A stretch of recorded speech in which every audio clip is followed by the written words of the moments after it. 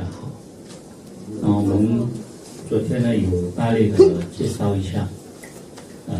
然后谈一些这个《六祖坛经》的一些背景。好，那主要呢是让我们先了解，因为像这么简单的一部经典，为什么它有这么重要的一个位置？而且呢，在怎么样的一种背景下，这个坛经呢就凸显了它的重要性。那如果我们不了解，我们就可能呢会忽略，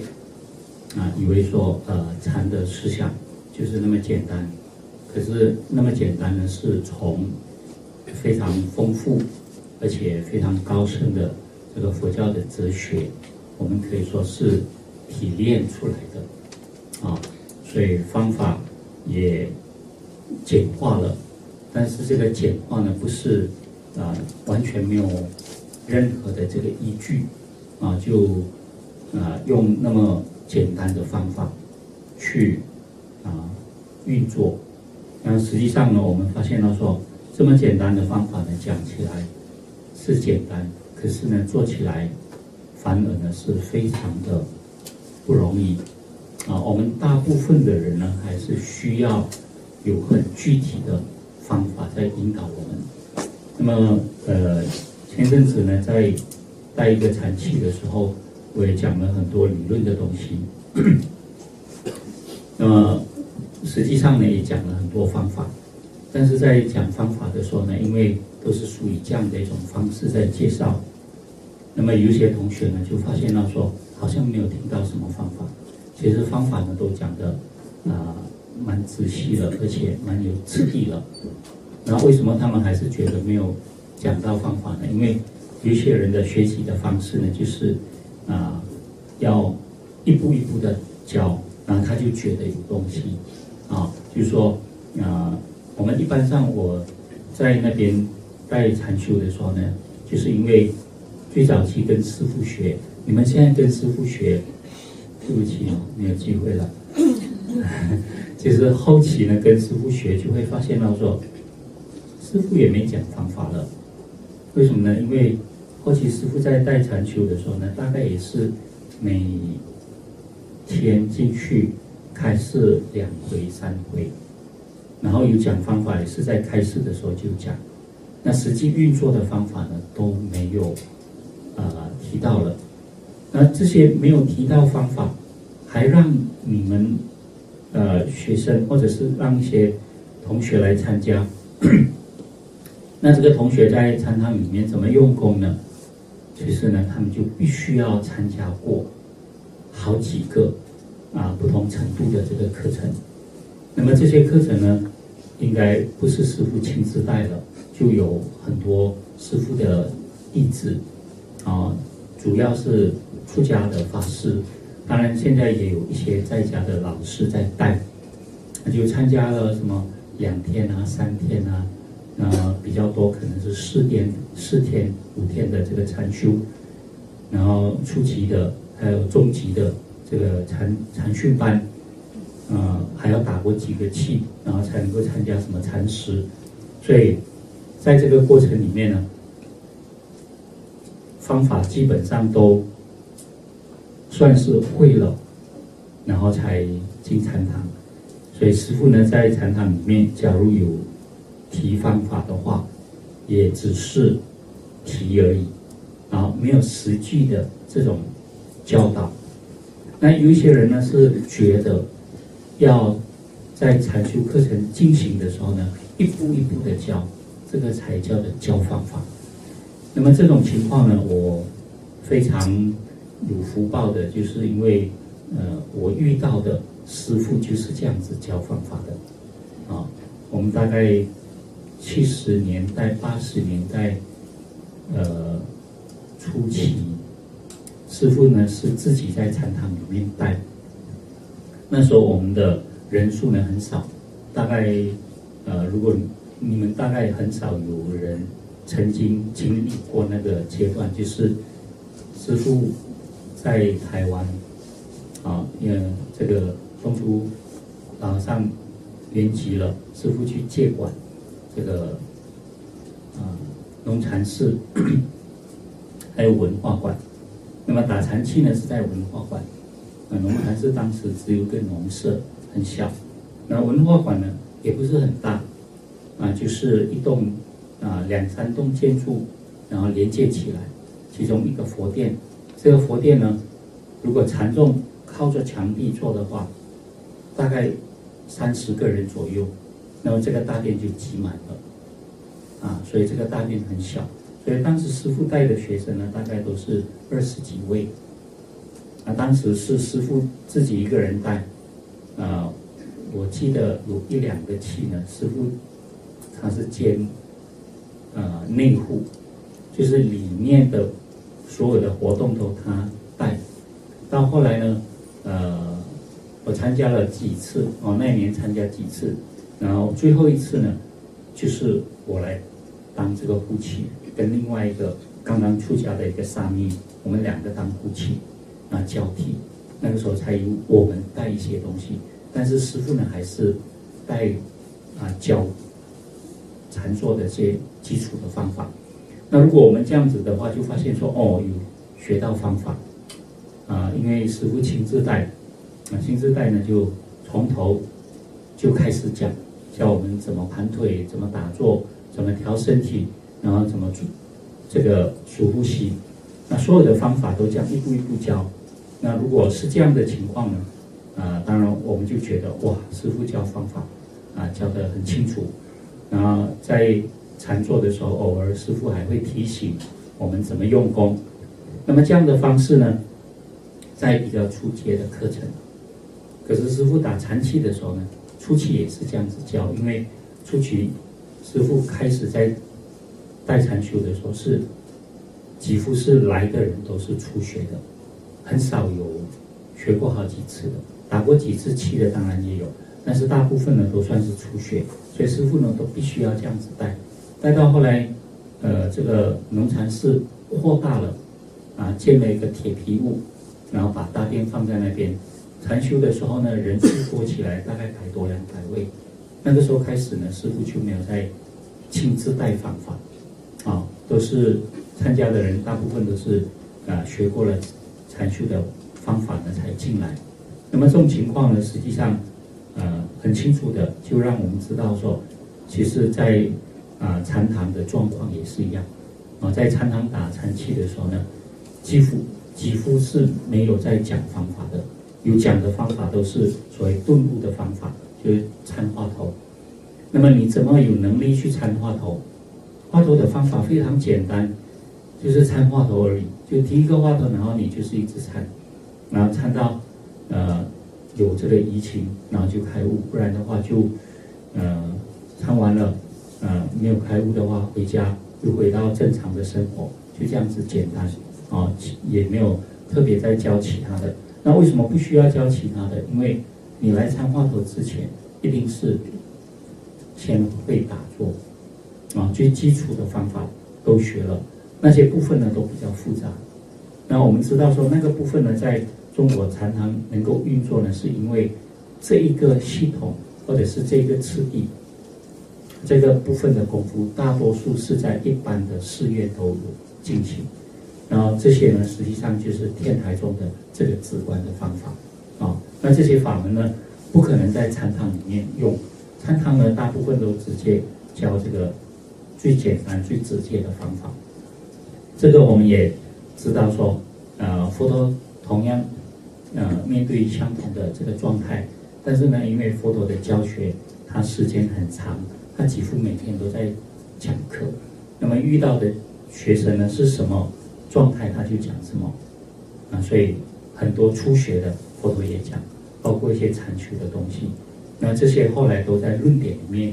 有收集了，然后在论点收集了以后呢，再把这个次第建立起来，然后后来的人就可以跟着这个来学。所以这种情况呢，我们从整体来看，也就看到说，这个《六祖坛经》它讲的东西就是那么简单，但是呢，它简单的这个背后，或者是它简单的这个基础，它是建立在一个非常深厚的这个基础上面，不管是教理的，或者是实际用功的这个方法。不然的话呢，这个教理呢，就如果我们用这样的简单的这个角度来看它，我们这个简单呢就会变得一种教理上就变得很笼统，就是好像是又好像不是的那种情况。那方法呢就变得模糊，就不具体然后有点点好像虚虚的那种感觉，因为不扎实。那这个情况呢，后来在中国佛教的确呢就发生了这样的一种状况。因为呢中国人我们也讲过了，思想上我们讲圆融，实修上我们讲简单。其实禅堂禅法呢就具备了圆融跟简单两个非常重要的这个因素在里面理论讲的非常圆融，但是呢这个圆融呢，假如它没有这么丰厚的这个哲学基础，就是中国佛教本身建立的这个基础，我们读起来真的就是很笼统。那么如果这个简单的方法呢，这么直接的方法，我们没有这么丰厚的这个直观法门的基础，它就变得好像有点虚，然后不扎实因为你方法一不具体的时候呢，你就不知道怎么去用功，可是它又是那么直接的就要让你透入，所以这个简单呢，很多人就把它看得很容易就你教我这个方法就好，我直接用这个方法我就开悟了。可是呢，后面你必须要具备的这些条件，理论上的这个条件跟实修上的这个条件都没有具备的话，那不太可能那你也可以想象你都做到了，可是那是想象。实修的时候呢，是实际的用功，而不是想象。我们多数时候呢就会想象，所以为什么师父也教了一些比较简单的方法，比如说讲默照、讲话头，师父可以非常直接的讲进去默照禅师的时候，师父就直接讲默照的方法，很多人听了都在用功，可是呢怎么用，我们发现到都有问题。为什么有问题呢？因为你的心没有达到不乱的状态的时候，没有达到一心的时候呢，所有的默合照你在运作的时候，基本上都是不是妄念就是幻想，都是想象。那么这些人呢，因为基础的功夫没有用好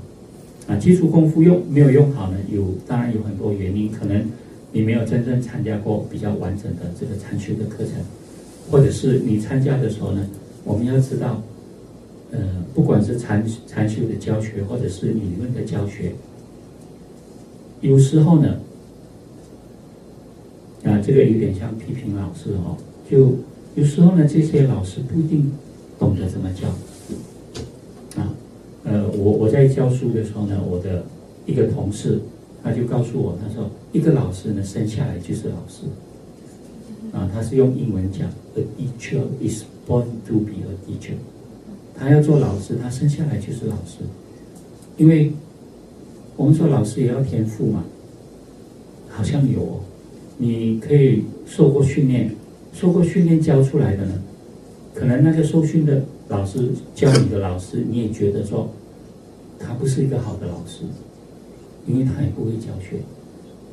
我参加过我们的视讯课程，一个老师教心理学的，教我们儿童心理学，我们发现到他都不懂我们的心理结果他上课我们全部睡着了，他连我们的心理都不懂，他怎么教我们去懂儿童的心理，然后去教儿童呢？我们觉得这些都不是老师，只是受训的一个算是老师吧，他就照他受训的那一套教，可是呢他没有办法真正把要教的东西呢很具体的，或者是他自己消化过后呢，能够让这个学生很好的吸收。那我们也知道说，我们在禅修课程进行的过程，师父呢他把这个工作呢交给弟子以后，不是每一个弟子都像师父这样厉害。师父教学的时候，他可以讲得很仔细，然后讲到我们每个步骤都听得懂。所以我第一次打完气的时候呢，我就很兴奋，我就跟师父讲：“师父，我回去可以教打坐了。为什么呢？因为师父教的东西我都会，我都知道。那运动啊，什么步骤我都懂了。那师父呢，他就静静的没有说可以不可以，因为他说不可以就泼冷水，他说可以呢，就是等于印证我可以教嘛。他不讲啊。最后呢，我要回去的时候，他来说可以回去教，那就是说我懂了，然后我也有能力去教了这样子。那么这个过程呢，我自己本身也知道，我们的一些学生，有时候我们也现在呢要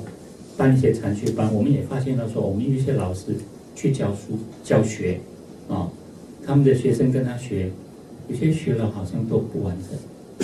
我们给他同样的这个教科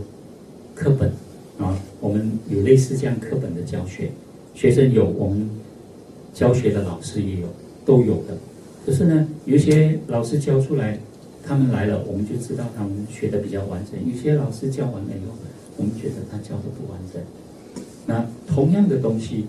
可是呢，他们就传达讯息的过程里面，每个人的教学的技巧或者是能力不同。有些人很快他就学会了，有些人呢他就怎么教，他明明照着那个教，可是学生就听不懂他在讲什么。这种问题，这种状况，那么同样是这个教育也是一样，同样是在讲这些东西。有时候有些老师讲你们一听就懂，有些老师讲了你们怎么听都听不懂。所以你如果是在学习的过程中遇到一些教学技巧的这个欠缺，然后怎么学都不完整的，他怎么教我们都学得不完整的，哇，那你的条件就没有那么好，你自己本身在学习的过程中就蛮多的这个障碍，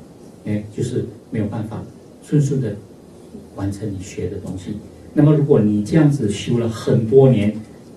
大家也觉得说你条件差不多具足了嘛，反正说要参加多少个课程你都参加过了，一进来，根本基础都打不好的，那有些同学呢，我们跟他们讲完课。很多年以后，我们发现他说，他学的跟我们讲的是两回事。我们遇到一个学生，他的情况下，我们说，你数呼吸就数1数到4他数了很多很多年。他说我怎么数都数不到4。我说怎么会呢？他说是啊，我怎么数都数不到4。我说你怎么数呢？他说我吸一口气。1、2、3、4、5、6、7，我的气就没了。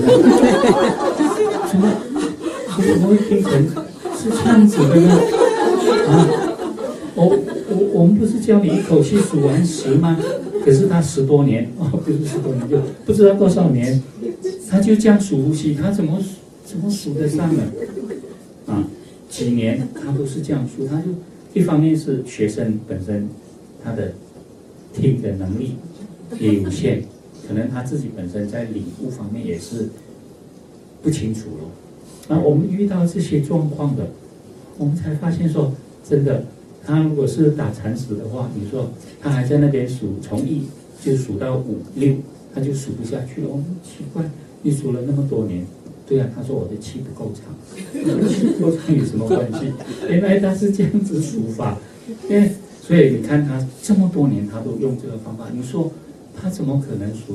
怎么达到数水子的那个过程？所以我们就发现到说，真的，学生也有问题，老师有时候呢也没有办法教得那么清楚，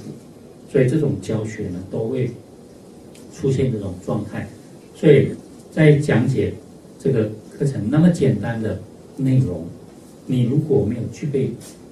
这些教理上的这个可以说是具足。教理的这个正见的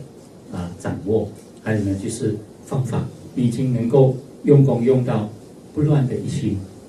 或者至少说你在用功方面呢，你的心的那种专注和觉照的作用已经慢慢可以凝聚，慢慢可以结合。然后你在听这个方法的时候呢，一方面你的心比较细。我们会发现到说，在常常讲课的时候呢，有时候可以讲的比较细一点，就是因为学生他们在调和的过程中，假如他的心调得比较细的时候，你讲很细的，他们都听得懂，都听得进去。那如果是程度没有那么好的，你讲的太细的话，他很微细的部分他们就听不进去，因为你的心不够细的话，你听了以后你听不到。同样是这样子，奇怪，文字都懂，语言都懂，句子讲起来好像都懂，但是连贯起来的时候，你就发现有一些部分呢就是进不去，那就是没有办法去领会。那这种情况呢都有的。那所以他如果没有到这个程度，老师在课堂上讲的时候，或者是在禅堂里面讲的东西，